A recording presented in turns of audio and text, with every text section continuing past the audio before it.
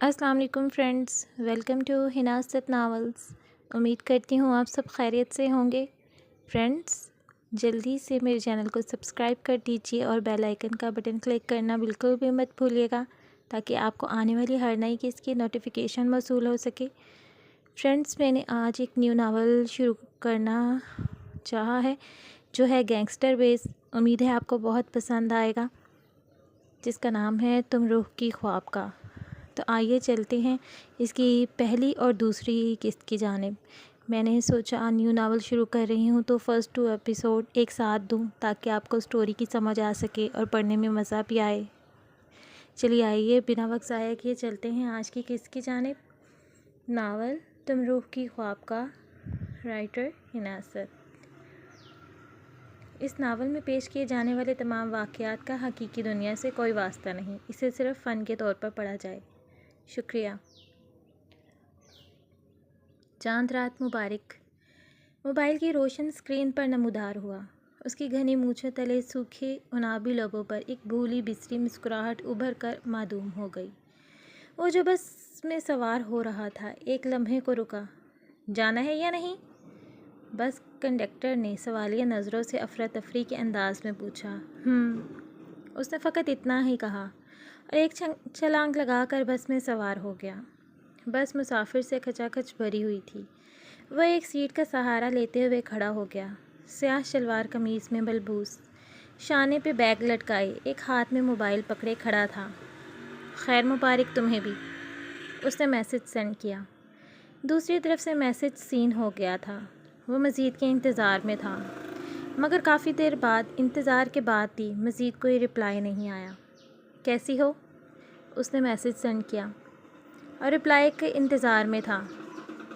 मैंने सिर्फ चांद रात मुबारक कहना था, सो कह दिया, अल्लाह हाफिज़। दूसरी तरफ से आया रिप्लाई देखकर उसके लबों को एक बार फिर से मुस्कुराहट ने छुआ। तुम आज भी नहीं बदली, वैसे की वैसी ही हो, मगरूर और बदमिजाज। इसने फिर से मैसेज सेंड किया। मैं आज भी वैसी ही हूँ। उसके इस रिप्लाई के बाद वो ऑफलाइन हो गई। उसने तासुब से सर हिलाकर मोबाइल अपनी कमीज़ की फ्रंट पॉकेट में डाल लिया। नैन जी उठ जाओ ना, आप लेट हो रहे हो। नाश्ता नहीं करना क्या? फिर शोर मचा दोगे और बेगम साहिबा मुझे कहेंगी कि मैं आपको वक्त से नहीं उठाया। शीला, उनकी कामवाली ने दरवाजे से झांक कर आवाज़ लगाई। बाजिल, फाजिल, जुल्करनैन, आ जाओ, अब नाश्ता ठंडा हो रहा है। उन तीनों की वालदा ने मेज़ पर नाश्ता लगाते हुए इनको आवाज़ दी। तौबा है इनकी नींद की, मुर्दों से शर्त लगा कर सोते हैं। मजाल है जो ये सब मेरी एक आवाज़ पर उठ जाएं। सलमा बेगम ने बड़बड़ाते खाना मेज़ पर लगाते हुए कहा।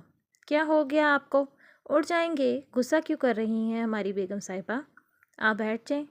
आ जाएंगे अभी। हारून साहब ने उठते हुए कहा तो वो सर झटक कर रह गईं। हारून साहब का ताल्लुक़ एक मिडिल क्लास घराने से था। उनके 3 बेटे थे। बड़े दोनों तालीम मुकम्मल किए अब अपनी जॉब पे थे, जबकि तीसरा सबसे छोटा जुल्करनैन हैदर, जो कि पढ़ाई में बहुत ब्रिलियंट था, स्कॉलरशिप पे बेकन हाउस में ओ लेवल्स कर रहा था। सलमा बेगम का लाडला बाजिल था। उनकी सारी तवज्जो बड़े दोनों बेटों पे ज़्यादा थी। आम अल्फाज में कहा जाए तो जुल्करनैन हैदर अपने घर का सबसे निगलेक्टेड, नज़रअंदाज किए जाने वाला बच्चा था। एक मशहूर क्लब के बाहर सड़क के किनारे वो ब्लैक चुस्त जीन्स पे ब्लैक ही शर्ट और ब्लैक लेदर पाँव में black long pencil heel shoes पहने, स्याह सिल्की बाल चेहरे पे बिखरे हुए थे। वो इस वक्त इसी सियारात का हिस्सा मालूम हो रही थी। उसके इर्द गिर्द 4-5 लड़के थे जो शायद उसी के ग्रुप का हिस्सा थे, तभी वो उसके इतने करीब थे, वरना किसी और के करीब खड़ा होने की जुर्रत नहीं थी। वो दुनिया माफिया से बेगाना सिगरेट में पाउडर डालकर अब नशा करने में मगन थी। कमरे में मलगज सा अंधेरा, इर्द गिर्द कोई जी रू नज़र नहीं आ रहा था। ये एक शानदार बंगले की बेसमेंट थी जिस पे इस वक्त अंधेरे का राज था। यहाँ किसी का आना जाना नहीं था। यहाँ कभी भी किसी को आने की इजाज़त नहीं थी। यहाँ की खामोशी एक वजूद में कपकपी तारी कर देती थी। दिन के उजाले में भी हर कोई शख्स इस शख्स से दूर रहता। ये बेसमेंट बाहर से दिखने में जितनी खूबसूरत थी, अंधेरे में इसे कई कदर खौफनाक। वहाँ एक बार गलती से एक आदमी दाखिल हो गया था। कुछ दिनों बाद जब उसका मुर्दा वजूद बाहर निकाला तो सबकी लाश देखकर दंग रह गए। جو بالکل نیلی پڑ چکی تھی۔ اس کی حالت دیکھ کر سب دہل گئے، اس لیے وہاں بنگلے کے مالک پائتھن کے علاوہ اور کوئی نہیں جاتا تھا۔ وہاں موجود ایک دیو قامت ورزشی جسامت کا شخص، سبز رنگ کی گہری چمکتی پر اسرار آنکھیں جو کسی کو بھی اپنے سحر میں جکڑنے کا ہنر رکھتی تھیں، اوپر سے اس کی آنکھوں میں موجود لال ڈوروں سے ٹپکتی وحشت دیکھنے والے کا خون خشک کر دیتی۔ اس کے سفید ابری رگوں والے دونوں بائسیپس پہ بنے پائتھن دنیا کا خطرناک اور خوبصورت سانپ کا ٹیٹو بنا تھا۔ اس کے ہاتھ کی مٹھی میں جکڑا پائتھن، ایک پائتھن دوسرے پائتھن کی آنکھوں میں لہو ٹپکاتی ہوئی آنکھیں گاڑے ہوئے تھا۔ ایسا لگتا تھا وہ اس شخص کو زندہ نگل جانے کا ارادہ رکھتا تھا۔ اگر کوئی اس وقت پائتھن کی آنکھوں میں جھانک لیتا تو لازمی خوف سے تھر تھر کانپنے لگ جاتا۔ تبھی اس سناٹے کو اس کے فون کی بیل نے چیر دیا۔ پائتھن، کسی کی آواز سے اسے کال اٹھاتے ہوئے سنائی دی۔ بول۔ لہجہ حد درجہ سرد تھا۔ وہ باہر سینوریٹا نشا۔ ابھی اس کی بات بھی مکمل نہیں ہوئی تھی، کال کٹ چکی تھی۔ پائتھن کی پیشانی پر ہلکی سی چکن نمودار ہوئی۔ اس نے اپنے موبائل اپنے بلو جینز کی پاکٹ میں ڈالا، دوسرے ہاتھ میں موجود پائتھن کو اس کے باکس میں واپس بند کر دیا اور بیسمنٹ سے باہر نکل گیا۔ وہاں پہنچ کر سامنے کا منظر اپنی خون چھلکاتی نظروں سے دیکھا۔ صرف وہ ہی نہیں، وہاں موجود باقی ان کے کچھ اور ساتھی بھی اسی مشغلے میں مصروف تھے۔ وہ مرسڈیز کا دروازہ کھول کر باہر نکلا اور دھاڑ کی آواز سے دروازہ بند کرتا ان کے سر پر آ رکا، مگر وہ لوگ اپنے مشغلے میں اتنا مگن تھے کہ کسی کو احساس بھی نہ ہوا۔ اپنے مونچھوں تلے انابی لبوں کا سختی سے بھینچتے وہ تیزی سے ان کے قریب آیا۔ کیا کر رہی ہو یہاں؟ جھٹکے سے کھینچ کر کھڑا کیا۔ چھوڑو مجھے پائتھن! اس نے تل ملاتے ہوئے اپنی ہائی ہیل پینسل شو سے ایک زوردار کک اس کے گھٹنے پہ ماری، مگر نشے کی وجہ سے خود ہی لڑکھڑا گئی۔ ہے لسن، ون مور ٹائم! نشے کی حالت میں لڑکھڑاتے اپنے ساتھی سے ایک اور سگریٹ بھرنے کو کہہ رہی تھی۔ Do you want one more? I will give you senorita darling. Python نے اپنی سبز پتلیوں کو سکیڑ کر کہا اور گھسیٹتا ہوا کار کی جانب بڑھنے لگا۔ ہے لیو می، سیو می گائز! خود کو اس کی گرفت سے آزاد کرانے کے لیے چیخ پڑی، مگر وہ بغیر کوئی توجہ دیے اسے کار کی بیک سیٹ پر ڈال چکا تھا۔ ان میں سے کسی کی ہمت نہیں تھی کہ وہ پائتھن کے خلاف جا کر اس کی مدد کرتے۔ افق بیٹا، آرام سے کھاؤ، اتنی جلدی کس بات کی ہے؟ ابھی بھی بہت وقت ہے اسکول لگنے میں۔ مسز حفیظ نے جلدی سے کھاتی ہوئی افق کو ٹوکتے ہوئے کہا۔ مما، وہ پھر سے فرسٹ سیٹ پہ بیٹھ جائے گا، افق روحانسی آواز میں بولی۔ تو کیا ہوا بچے، کلاس میں بیٹھ کر پڑھنا ہی تو ہے، اب وہ پہلی سیٹ پہ ہو یا آخری؟ اس نے تعصب سے سر ہلایا۔ بابا آپ دیکھ رہے ہیں نا، بابا آپ سمجھائیں ماما کو، مجھے ہر چیز میں فرسٹ آنا ہے، وہ چاہے پڑھائی ہو، سیٹ ہو یا کچھ بھی۔ وہ جوس کا آخری سپ لیتی ہوئی اٹھ کر کھڑی ہو گئی۔ ہماری بہنا بالکل ٹھیک کہہ رہی ہے مام۔ افق کے دونوں بھائیوں نے اس کے شانے پہ ہاتھ رکھ کر مسکراتے ہوئے اس کی تائید کی۔ اوکے مما، اللہ حافظ۔ وہ ان کے گال چومتے ہوئے نکلی تو اس کے پیچھے پیچھے اس کے والد اور وہ دونوں بھائی بھی نکل گئے۔ بیکن ہاؤس اسکول کی شاندار عمارت کے سامنے ایک گاڑی آ کر رکی تو اس میں سے ایک پیاری سی لڑکی افق، یونیفارم میں ملبوس، نقصک تیار، بالوں پہ حجاب لیے، اپنا بیگ ایک شانے پہ ڈال کر باہر نکلی۔ اللہ حافظ بابا جانی، وہ تھوڑا جھک کر گاڑی کی ونڈو میں سے جھانک کر بولی۔ اللہ کی امان میں میری جان، وہ پیار بھرے انداز میں اسے الوداعیہ انداز میں دعا دیتے مسکرا کر بولے۔ حفیظ صاحب کی سب سے بڑی بیٹی اور لاڈلی بیٹی افق اور اس سے چھوٹے دو بیٹے تھے۔ وہ اسے اسکول چھوڑ کر خود اپنے آفس کے لیے نکل گئے۔ ہیلو افق! ارحام نے اسے دیکھتے ہی ہاتھ ہلایا۔ ہیلو، کیسے ہو؟ As always fit and fine, وہ جواباً مسکرا کر بولا۔ افق کے چہرے پہ یکلخت ناگواری کے تاثرات ابھرتے دیکھ اس نے افق کی نظروں کی تقلید میں دیکھا، جہاں وہ دونوں ایک دوسرے کا ہاتھ پکڑے کوریڈور سے گزرتے ہوئے فرسٹ فلور کی طرف جا رہے تھے، جہاں ان چاروں کا مشترکہ کلاس روم تھا۔ یو آر کمپیٹیٹیو، وہ ہلکا سا مسکرا کر بولا۔ اسے میرے ساتھ نہ ملایا کرو، زہر سے بھی کچھ زہر لگتا ہے، جو ہوتا ہے نا یہ انسان ہے میرے لیے۔ وہ قہربار نگاہوں سے ہنکارا بھر کر بولی۔ او جسٹ ریلیکس، آخر میری فرینڈ کا کون مقابلہ کر سکتا ہے؟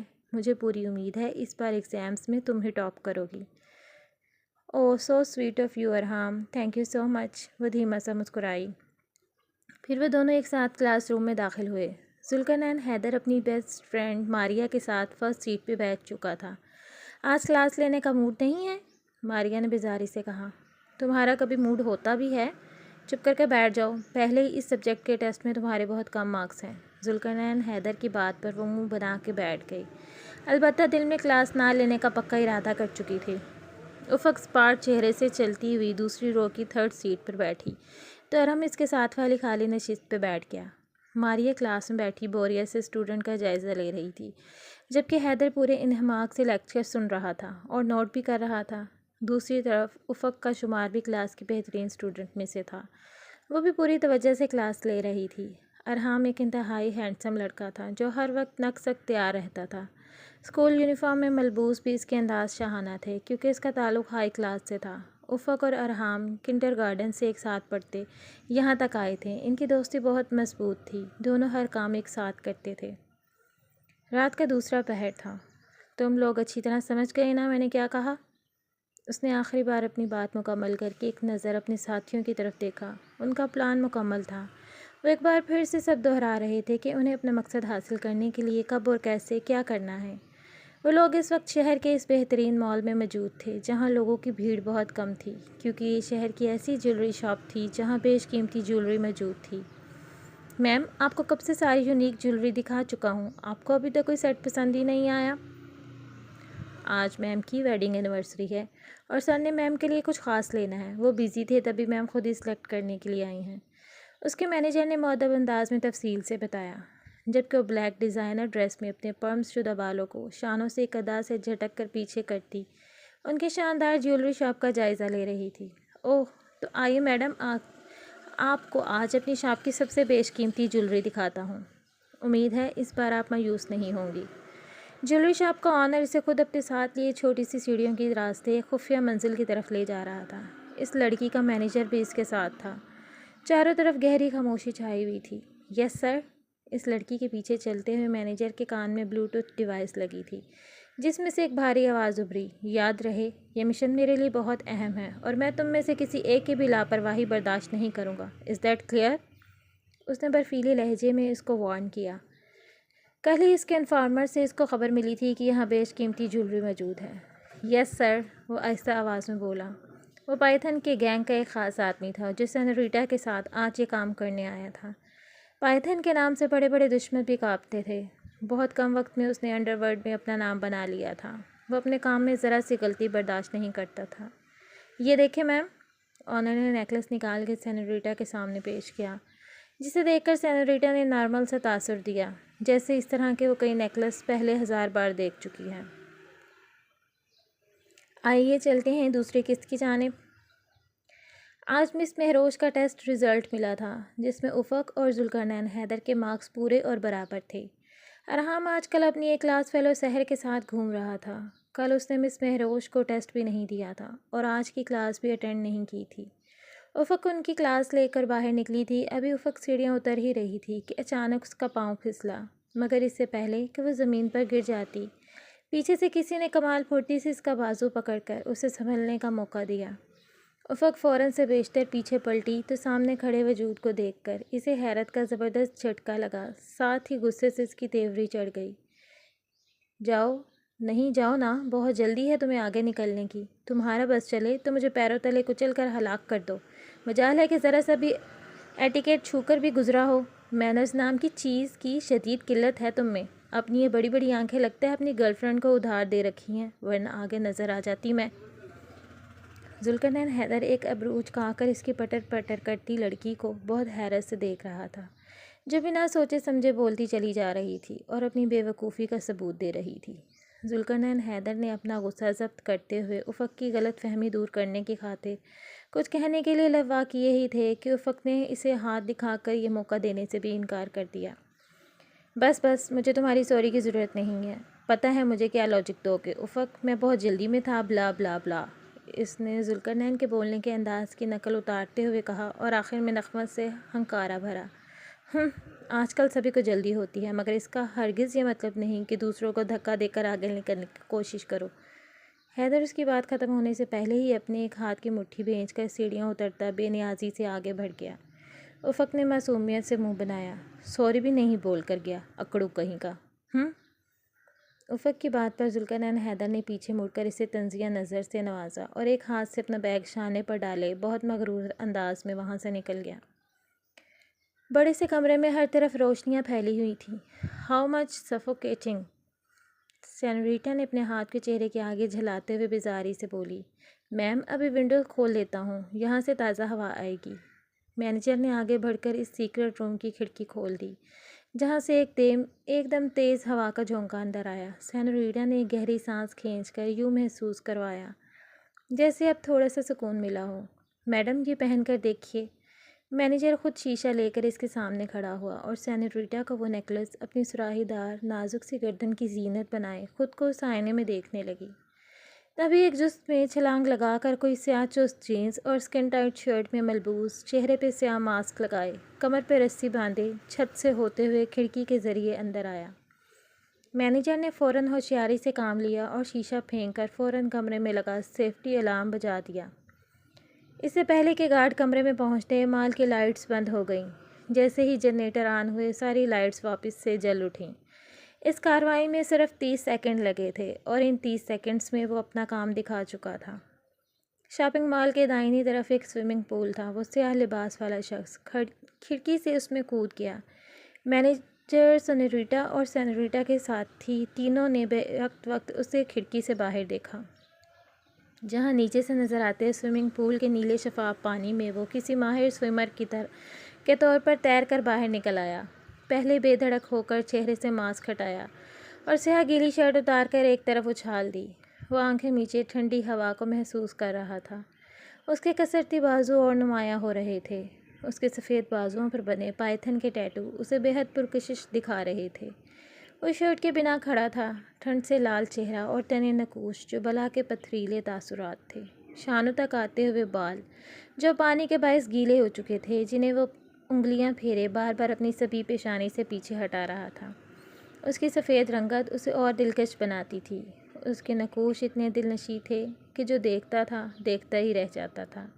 لڑکیاں اس کے گرد ایسے گھومتی جیسے پھول کے گرد بھنورے۔ اس کی ساحرانہ سبز رنگ کی بڑی بڑی گہری آنکھوں میں عجب سا طلسم تھا۔ 6 فٹ کا وجود زیادہ عمر کا نہیں بلکہ ایک وجیح جوان شخص لگ رہا تھا۔ وہ وحشت زدہ آنکھوں میں اپنے زخموں کو ناسور بنتا سامنے کھڑکی میں نظر آنے والے افراد کو گھور رہا تھا۔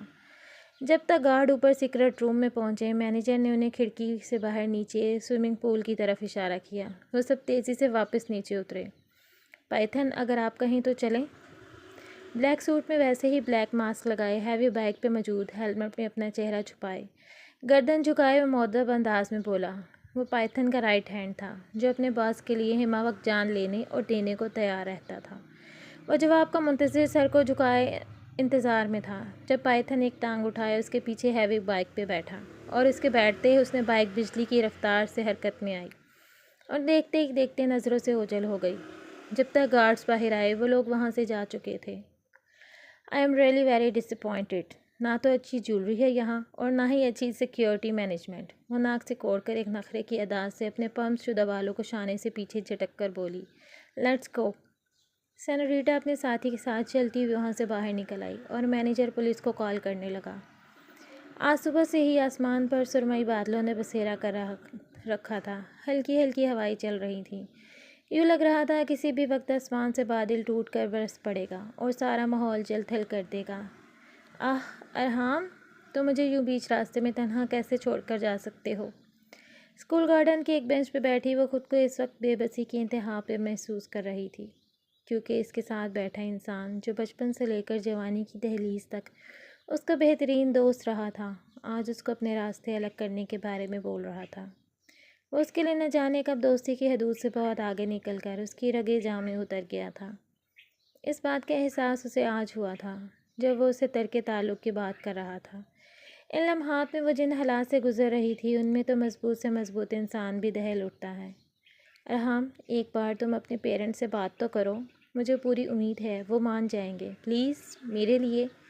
ہم نے میڈیکل کا خواب مل کر دیکھا تھا اور اسے مل کر پورا کریں گے۔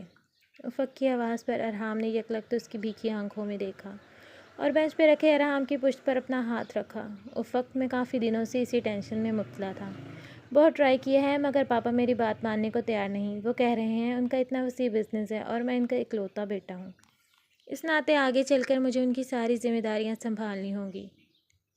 وہ چاہتے ہیں کہ میں او لیولز کے بعد MBA کروں۔ ارحام نے اس کو تفصیل سے بتایا۔ تبھی اچانک موسم نے انگڑائی لی۔ بارش کی پہلی بوند ان دونوں کے ہاتھوں پہ گری۔ دیکھتے ہی دیکھتے رمجھم بارش برسنے لگی۔ میں جانتی ہوں ارحام کہ تم مجھ سے بہت پیار کرتے ہو۔ جیسے مجھے تم سے دور کرنے کا صدمہ لگا ہے ویسے تم بھی۔ افق نے جیسے اسے اپنی فیلنگز باور کروانے کی کوشش کی تھی۔ آر یو کریزی افق؟ تمہیں ایسا کب لگا؟ وہ شاک کی کیفیت میں بولا۔ ہم دونوں صرف اچھے دوست ہیں، یہ کون سی پیار نامی بلا کو تم نے اپنے سر پر سوار کر لیا؟ وہ حیرت زدہ نظروں سے اسے دیکھتے ہوئے استفہامیہ انداز میں بولا۔ افق دیوانہ وار اسے دیکھتی ہوئی بارش میں پوری طرح بھیگ رہی تھی۔ اس کی آنکھیں بارش کی بچھاڑ کی وجہ سے ٹھیک سے کھل بھی نہیں پا رہی تھیں، مگر وہ پوری شدت سے اسے دیکھنے کی کوشش کر رہی تھی۔ میں نہیں جانتی تم مجھے کب اچھے لگنے لگے، میں کب تم سے اپنی ہر چیز ہر بات تم سے شیئر کرنے لگی، تم پہ بھروسہ کرنے لگی، میں تم سے واقعی محبت کرنے لگی ہوں ارحام۔ اچھا، اور وہ کیسے؟ تجسس سے پوچھا۔ ارحام نے اس کے ہاتھ کے نیچے دبے اپنے ہاتھ کو آہستگی سے نکال لیا۔ تم جانتے ہو محبت کیا ہوتی ہے؟ وہ اس کی طرف دیکھتے ہوئے کھوئے ہوئے انداز میں بولی۔ آئی ڈونٹ نو یار، وہ بیزاری سے بولا۔ اپنے بارے میں سوچنے سے زیادہ میں تمہارے بارے میں سوچتی ہوں، تمہاری خوشی میں اپنی خوشی ڈھونڈتی ہوں۔ جب تمہیں تکلیف ہو تو دل کرتا ہے اپنی جان تم پہ وار دوں اور تمہاری تکلیف خود پہ لے لوں۔ یاد ہے نا بچپن میں فٹ بال کھیلتے ہوئے تم گر گئے تھے اور تمہارے گھٹنے پہ چوٹ لگی تھی، تو میں بھی جان بوجھ کر ویسے ہی گر گئی۔ مجھے بھی بالکل تمہاری جیسی چوٹ لگی، میں بھی وہی درد برداشت کرنا چاہتی تھی جیسے تمہیں ہو رہا ہے۔ ارحام، تمہارے بنا کچھ بھی نہیں۔ یوں لگتا ہے اگر تم میری زندگی سے نکل گئی تو میری زندگی ایک دم بیکار ہو جائے گی۔ وہ نہیں جانتی تھی کہ ارحام اس کے لیے کیا احساسات رکھتا ہے، مگر اس کے یوں دور جانے کا سن کر وہ اپنا حال دن بیان کر رہی تھی، جسے شاید وہ دوبارہ کبھی موقع نہ مل سکے گا۔ مگر میں تم سے پیار نہیں کرتا افق۔ اس عمر میں شاید وہ اچھے سے اپنے دلی جذبات سے آگاہ نہیں کروا پا رہی تھی۔ اسے نہیں پتہ تھا کہ کن مناسب الفاظ کا چناؤ کر کے اسے اپنے پیار کا اظہار کرے۔ وہ جتنا سمجھ سکی تھی اس کے مطابق اسے اپنے عشق کا اظہار کر رہی تھی۔ کہتے ہیں کچی عمر میں کی گئی پہلی محبت تاعمر انسان بھلا نہیں پاتا۔ افق بھی اسی روگ میں مبتلا ہو گئی تھی۔ ارحام نے سحر کو گیٹ سے باہر جاتے دیکھا تو افق کو وہیں چھوڑ کر اس کے پیچھے لپکا۔ ارحام! افق نے ٹپٹپائی آنکھوں سے اسے دیکھا اور اس کے پیچھے بھاگنے لگی تو ایک گڈھے میں گر گئی۔ یہاں نئے پودے لگانے تھے۔ آج صبح ہی اسکول کے مالی نے یہاں کھدائی کی تھی، جب بارش کے پانی سے بھر چکی تھی۔ بارش کے پانی اور مٹی سے مل کر وہ جگہ کیچڑ زدہ ہو گئی تھی۔ افق دھڑام سے گڈھے میں گری۔ اس کے یونیفارم، اس کا چہرہ، اس کے بال سارے کیچڑ سے بھر گئے۔ اس نے گیٹ کی طرف دیکھا جہاں ارحام سحر کا ہاتھ پکڑ کر مسکراتے ہوئے باہر نکل رہا تھا۔ وہ تو جیسے وہیں گری مجسمہ بنی کھڑی تھی، 1 انچ تک نہ ہلی، جیسے جسم سے جان نکل گئی تھی۔ جن کے پاس آپ کا متبادل موجود ہو ان کو کہاں فکر ہوتی ہے کہ آپ ان سے روٹھ جائیں یا ٹوٹ کر بکھر جائیں، یہاں تک کہ ان کو آپ کی جینے مرنے سے کوئی فرق نہیں پڑتا، کیونکہ آپ کی جگہ دینے کے لیے ان کے پاس متبادل موجود ہوتا ہے۔ فکر تو ان کو ہوتی ہے جس کے پاس اس کا متبادل موجود نہ ہو۔ ہر وقت اس کا سایہ بن کر ساتھ رہنے والا اس کا دوست آج اس سے بیچ منتھار میں تنہا چھوڑ گیا تھا۔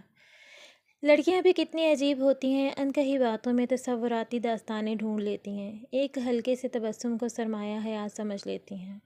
ان کی عادتیں بھی عجیب ہوتی ہیں، بے معنی جملوں کے معنی اخذ کر لیتی ہیں، بارش کے قطرے سے کوسے قضا بنا لینے کا ہنر رکھتی ہیں، ذرا سے الجھے ہوئے لہجے کی تاب نہیں لا پاتی اور سوکھے پتے کی مانند ٹوٹ کر بکھر جاتی ہیں۔ وہ یوں ہی 2 گھنٹے اسی کیچڑ میں کسی لاش کی طرح ساکت پڑی رہی۔ تبھی حیدر جو اسکول کے لائبریری میں تھا اپنی چیزیں سمیٹ کر باہر نکل رہا تھا۔ گارڈن سے گزرتے ہوئے اس کی نظر وہاں کیچڑ میں بھری افق پر پڑی جس کی آنکھوں کی پتلیاں ساکت تھیں۔ اس نے حیرت زدہ نظروں سے یوں بنا ہلے پڑے دیکھا تو اس کے پاس آیا۔ تقریباً سارا اسکول خالی ہو چکا تھا۔ چوکیدار اسکول کا مین گیٹ بند کرنے والا تھا۔ اسے پہلے مین گیٹ کی طرف جاتے دیکھا، پھر افق کی طرف۔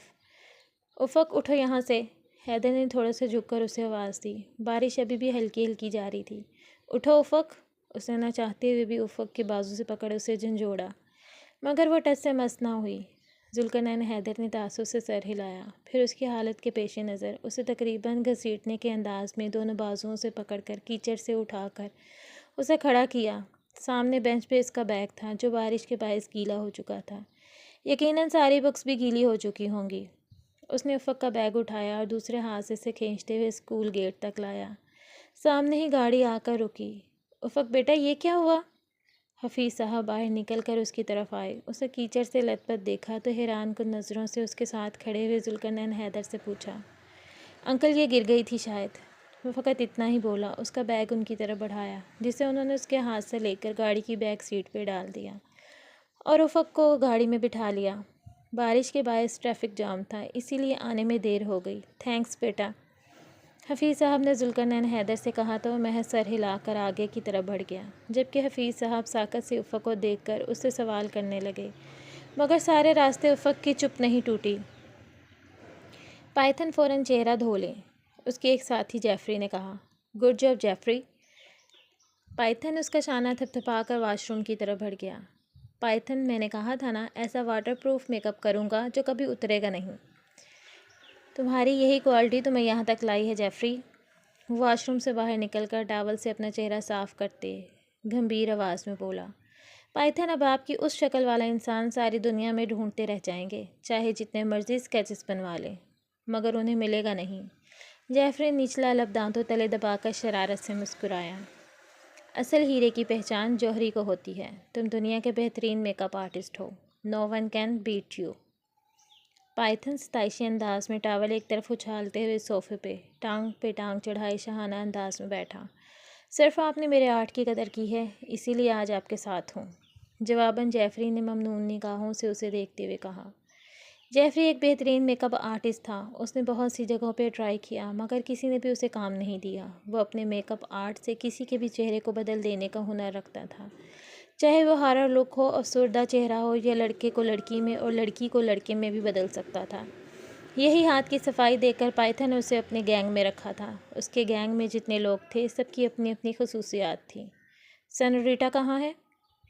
پائتھن نے ابروج کھا کر اسپاٹ انداز میں پوچھا۔ کہاں جانا ہے اس نے، یہیں تمہاری نظروں کے سامنے۔ وہ دروازے کی اوٹ سے نکل کر اس کے سامنے آئی اور سینے پہ ہاتھ باندھے اپنے سرخ لپسٹک سے سجے یاقوتی لبوں کو پاؤٹ سٹائل میں گھماتے ہوئے ادا سے بولی، تم نے ڈرگز لی ہیں؟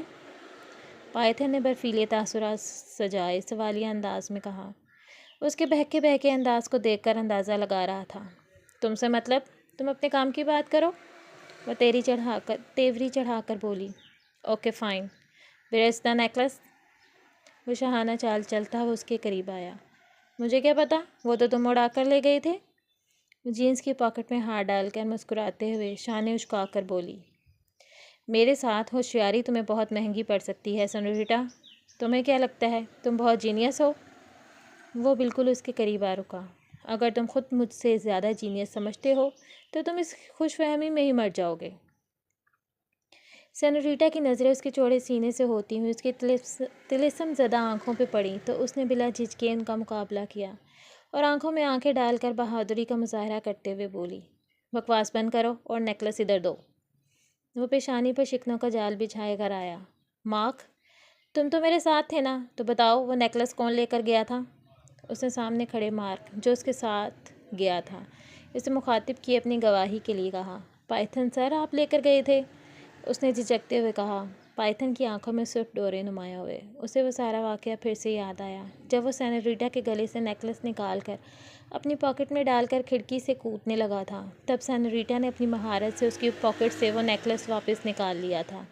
پائتھن کی زیرک نگاہوں سے یہ سب چھپ نہیں سکا۔ وہ بعد میں سینوریٹا سے نپٹنے کا سوچ کر فی الوقت وہاں سے نکل گیا تھا۔ میں نے کہا کہ نیکلس دو۔ مسٹر، آپ اس وقت مسز واحد سے مخاطب ہیں، جس کے ہسبینڈ نے اسے مال میں شاپنگ کے لیے بھیجا تھا۔ تو اگر اس نے نیکلس لے بھی لیا تو کیا ہوا؟ وہ رومانٹک انداز میں اس کی پیشانی سے انگلی ٹچ کرتی ہوئی اس کے ناک سے ہوتی اس کے گال پہ رکھ کر ہلکا سا مس کر کے استہزائیہ انداز سے ہنسی۔ اوہ، تو ابھی تک آپ مسز احد کے کریکٹر میں ہیں۔ وہ بھی اسی کی طرح رومانٹک انداز اپناتے ہوئے اس کے پنس شدہ بالوں کی لٹ کو انگلی پر لپیٹ کر کھینچتے ہوئے اس کا چہرہ اپنے قریب کیے بولا۔ سینوریٹا نے مسکرا کر فقط ابرو چکائی۔ ٹھیک ہے، مسز، تو آپ نے جس بینک کے لاکر میں وہ نیکلس چھپا رکھا ہے وہاں سے آپ کے ہسبینڈ کو نکالنے میں کوئی مشکل درپیش نہیں ہوگی۔ وہ پر اصرار سا مسکرایا۔ جب کہ اس کی نظریں اپنی رعنائیاں چھلکاتے ہوئے وجود پہ پڑیں تو اس نے ہڑبڑا کر اپنی جیکٹ سے خود کو کور کیا۔ وہ مبہم سا مسکرایا اور اپنے ہاتھ کی 2 انگلیوں کو موو کرتے ہوئے اس کی شرٹ کی طرف بڑھا ہی تھا کہ سینوریٹا نے جواباً پاؤں میں پہنے ہائی ہیل سے اس کے پاؤں کو زخمی کرنا چاہا اور ٹانگ اٹھائی ہی تھی کہ پائتھن نے سرعت سے اس کی ٹانگ کے گرد اپنی ٹانگ لپیٹ کر اس کی ٹانگ کو لاک لگایا۔ پائتھن کا 6 فٹ کو چھوتا قد، اس کے سامنے 5 فٹ 5 انچ کی سینوریٹا جو 4 انچ کی پینسل ہیل والے شوز پہنے تقریباً اس کے برابر لگ رہی تھی۔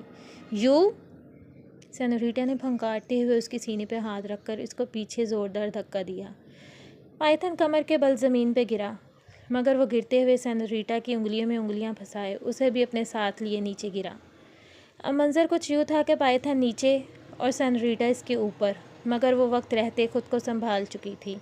تبھی پائتھن سے فاصلہ بناتے بنا اس کے سینے سے لگے اس کے ہاتھوں کے زور پہ تھی۔ وہاں موجود سب لوگوں نے اس کی سچویشن پہ مسکرا کر اپنے چہرے دیوار کی طرف کر لیے۔ ڈیئر فرینڈز، کیسی لگی آپ کو ناول کی سٹارٹنگ؟ مجھے اپنی قیمتی آراء سے ضرور نوازیے گا، آپ کی کمنٹس کا مجھے انتظار رہے گا۔